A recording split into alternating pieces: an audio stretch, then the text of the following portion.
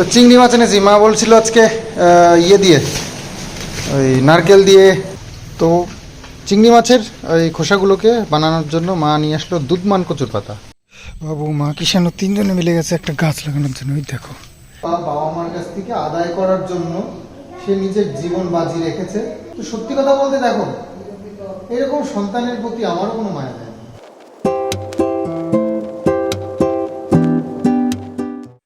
শুভ সকাল বন্ধুরা, সকালবেলা থেকে ভিডিওটা স্টার্ট করলাম।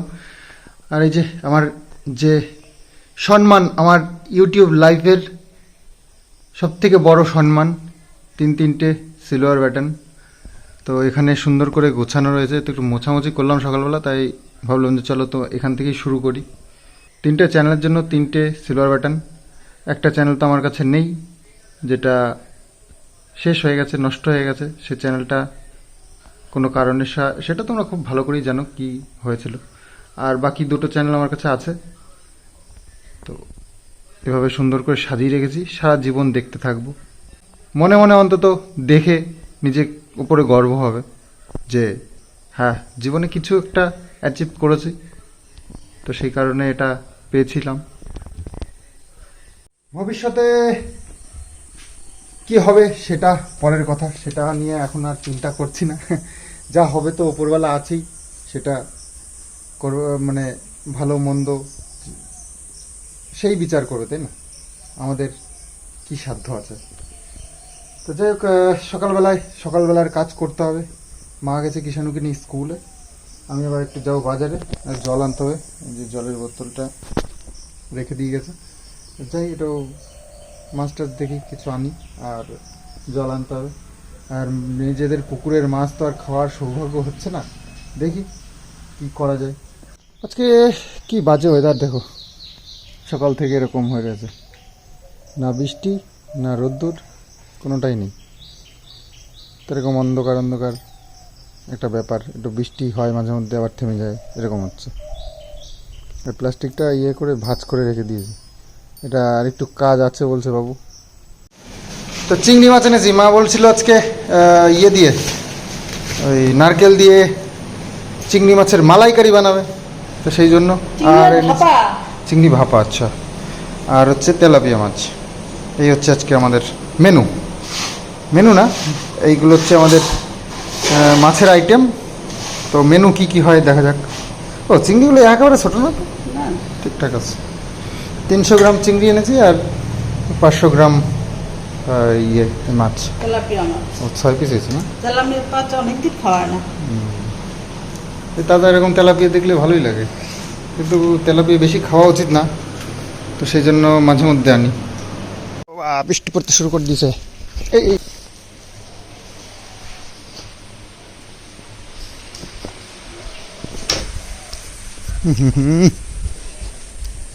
ভিজে কালো।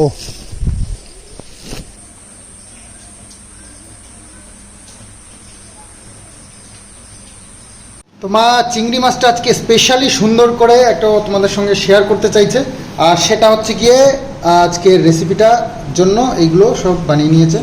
আর এখানে চিংড়ি মাছগুলো সব পরিষ্কার করে নিয়েছে, একদম ক্লিন। তো বলো কিভাবে করতে চাইছো একটু। এখন কি দেবো দেখো, কাঁচা লঙ্কা বাটা, সর্ষে বাটা, সাদা সর্ষে বাটা, এখন হলুদ দেবো, লবণ দেবো, চিনি দেবো, আর একটু সর্ষের তেল। ভালো করে মাখিয়ে নেবো। এই টিবিটি বাটিটার মধ্যে পরে দিয়ে দেবো। এই মশলা বাটিটা ধুয়ে দিয়ে দেবো জল, এর পরে আর একটু সর্ষের তেল দিয়ে দেবো।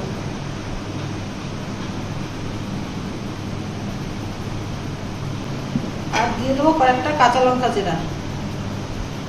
এটা দিয়ে এখন ঢাকনাটা দিয়ে ঢেকে দেবো। এখন এই গ্যাসটা ধরিয়ে দেবো। কড়াইয়ের মধ্যে জল গরম বসিয়ে দিল, তো এটা একবারে বসিয়ে দিয়ে দাও, ভাপ দেওয়া হবে আর কি। গরম জলের ভাপে আজকে এই চিংড়ি মাছের ভাপাটা রান্না। আচ্ছা, তো চিংড়ি মাছের এই খোসাগুলোকে বানানোর জন্য মা নিয়ে আসলো দুধমান কচুর পাতা। তো এটা দিয়ে আজকে রেসিপিটা হবে নাকি? হ্যাঁ, চলো দেখি। তো মায়ের হাতে সুন্দর সুন্দর রান্না দিয়ে আমাদের ভালো মন্দ খাওয়া একটা অভ্যাস হয়ে গেছে। এখন একটু ভালো মন্দ না হলে যেন কেমন কেমন লাগছে, ভালো মন্দ হলো না আজকে একটু। মায়ের হাতের স্পেশাল এই রান্নাগুলো খুবই সুন্দর, খুবই টেস্টি।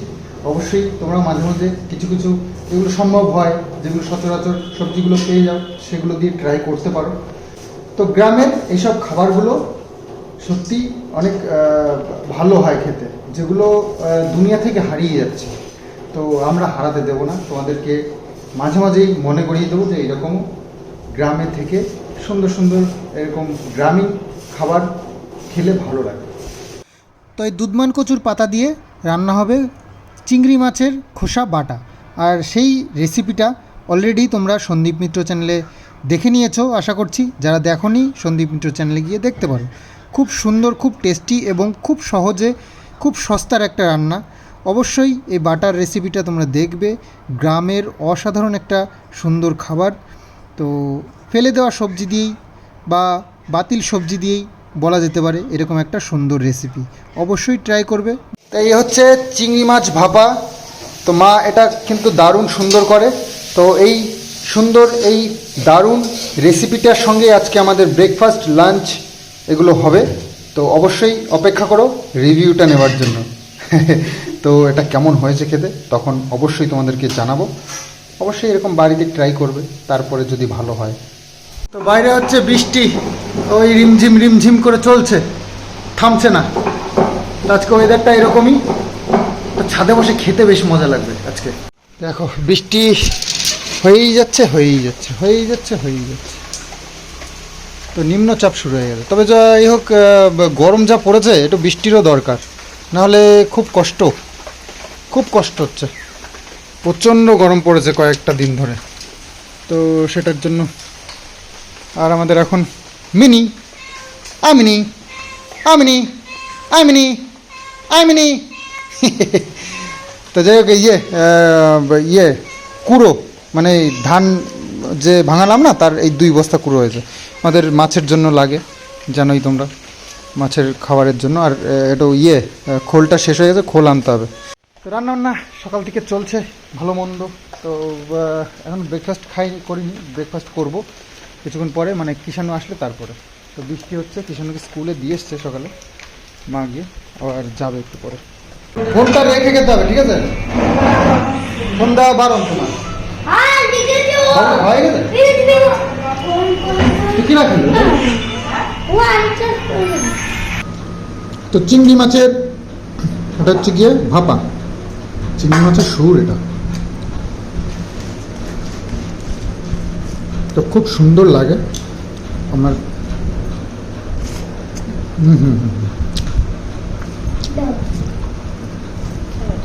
অসাধারণ। কিষাণুর তো প্রিয়, কিষাণুর প্রিয় না অপ্রিয় চিংড়ি মাছ। কিষাণু খুব ভালো খায়, কিষাণুর ফেভারিট। আগে খেতো না, এখন যেন চিংড়ি মাছের ভক্ত হয়ে গেছে। বাজারে গেলেই আগে চিংড়ি মাছ খোঁজে। এখন হাতে খাবে না, এখন খাইয়ে দিতে হবে, আবদার।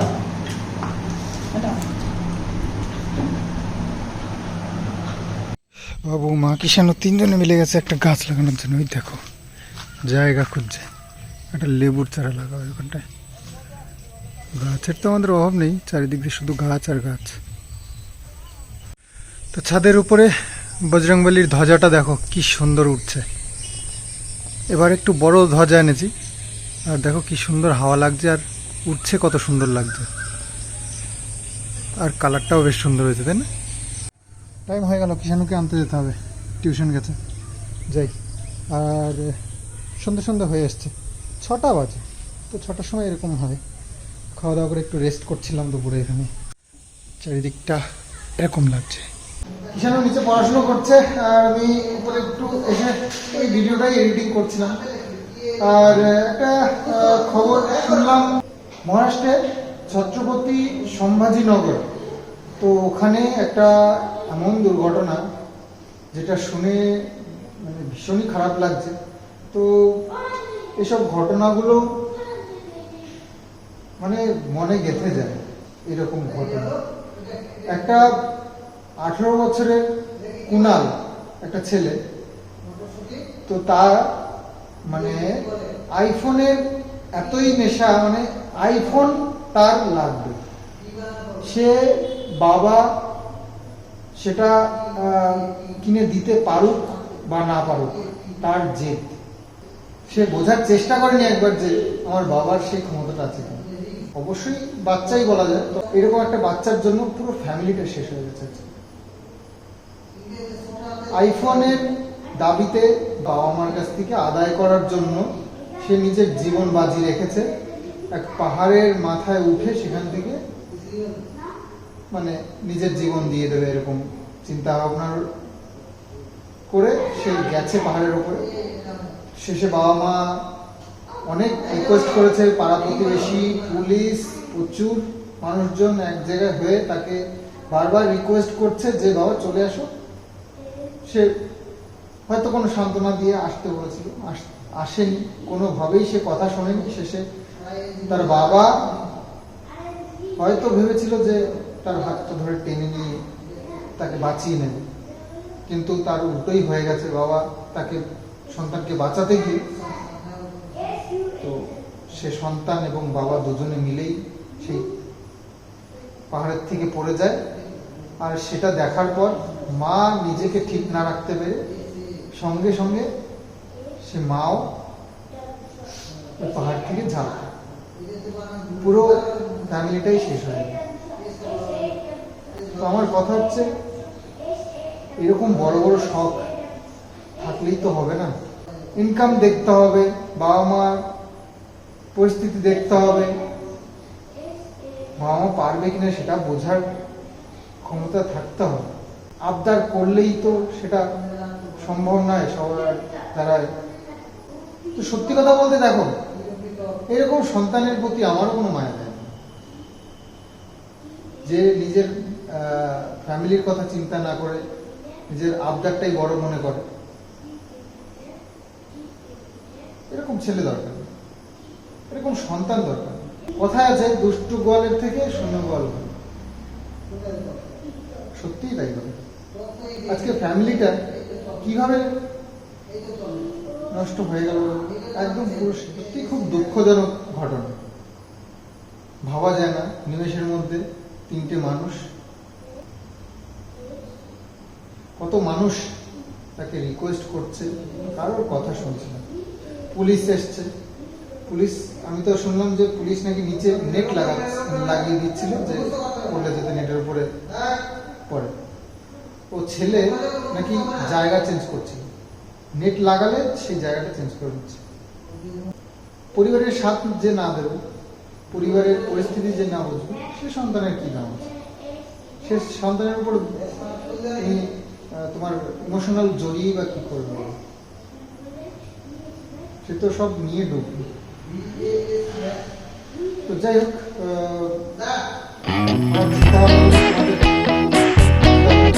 আলাদা হয়, বা আমি যদি খারাপ কিছু বলে থাকি ক্ষমা চেয়ে নিচ্ছি।